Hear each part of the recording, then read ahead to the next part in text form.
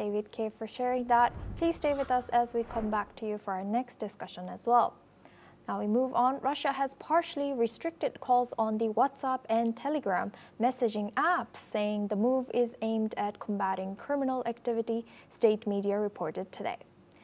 Communications watchdog Roskomnadzor said the measure targets foreign platforms whose owners have ignored repeated requests to curb use for activities such as extortion and terrorism. It stressed no other functions of the apps are affected. The decision comes weeks after President Vladimir Putin signed a law to develop a state-backed messaging app integrated with government services, part of a wider push for digital sovereignty and to reduce reliance on foreign tech platforms, a drive accelerated since Western firms withdrew from Russia following its full-scale invasion of Ukraine.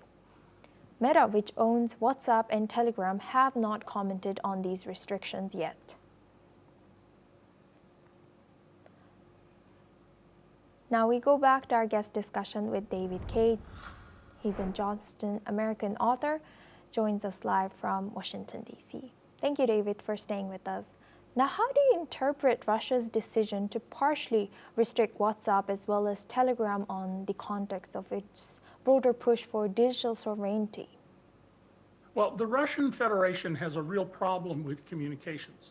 It does not have the kind of secure channels that the U.S. military routinely uses, that the Indian military routinely uses.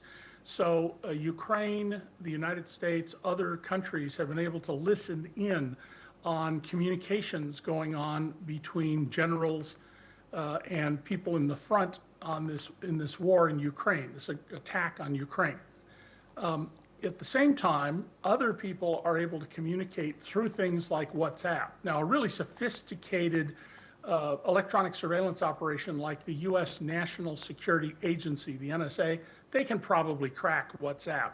But Russia, as best we know, isn't able to do that and certainly doesn't have the resources that the U.S. government has to do something like that.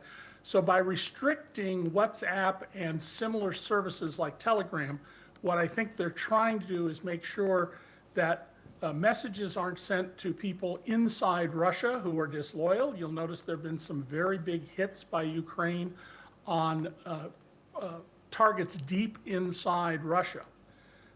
And that's what they're trying to address here, is this long-time, decades-long failure of the Russian military to have both internal secret communications and the ability to break into other people's communications.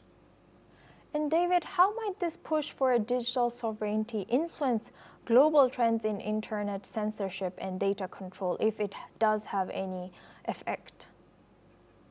I think this is one of the biggest looming issues in the world. It goes to the fundamental issue of privacy, and laws about that vary very differently. In the U.S., privacy is by and large by judicial decision, although there are 3 amendments to the Constitution that touch on this issue.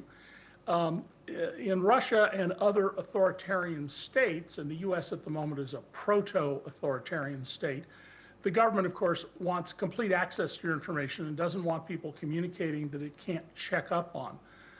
This is going to be a bigger and bigger issue because of the differences among cultures, politics, and countries. And this technology is going to be much more complex going forward than we're seeing now, because we're on the cusp of things like quantum computing, which would make it much easier to make discrete, that is, secret communications. And David, now going back to your previous answer, you mentioned that Russia struggled or was not successful in making their own kind of secure app.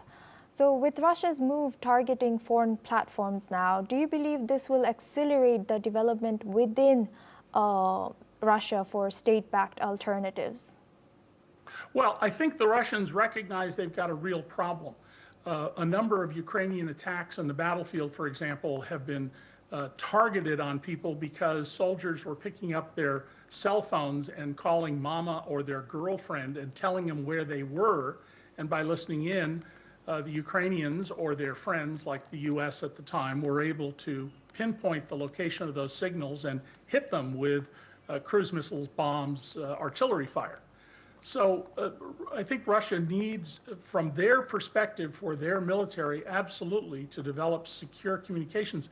You don't do that overnight. It's not going to happen in the short run because of the complexity of it. And of course, Russia doesn't have the capital needed to invest in these things because of the sanctions, because of things like the oil they're selling to India is at 20% approximately below the world price. So they're starved for cash to pay their bills. Thank you very much, David K. Johnson, for joining us and sharing your insight all the way from States today.